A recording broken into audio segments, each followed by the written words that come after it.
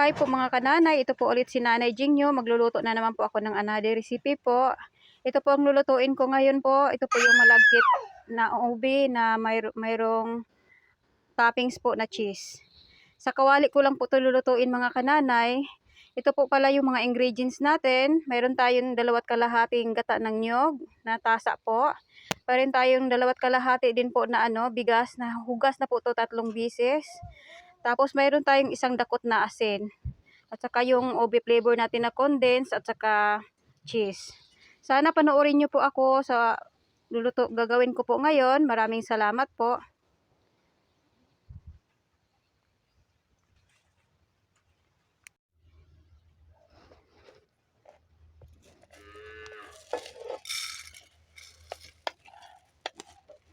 Same lang din po to sa pagluluto ko ng nung turo na ube po.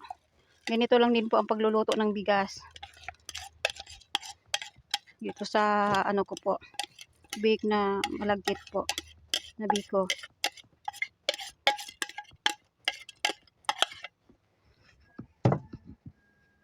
Yung iba po nito nilalagyan po nila ng ng vanilla.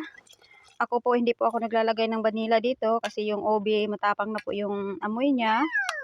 Kaya hindi na po. Depende po sa inyo kung gusto niyo po na lagyan ng vanilla flavor. I-mix lang po natin yung asin.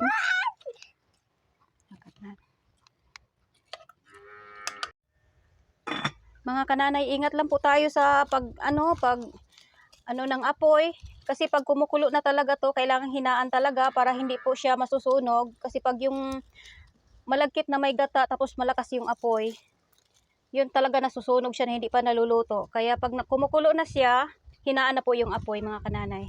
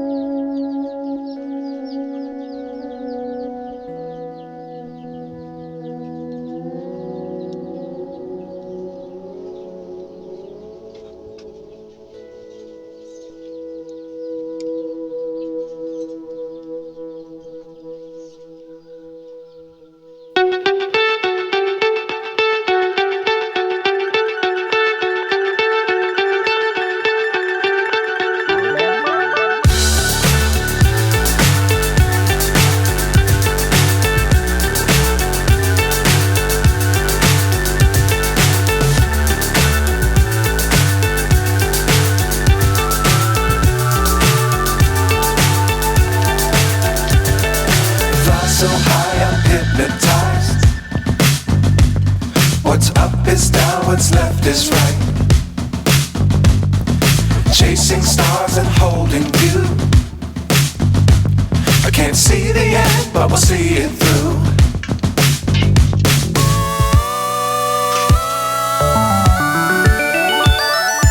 Flying, get on board. We're smiling on top of the world.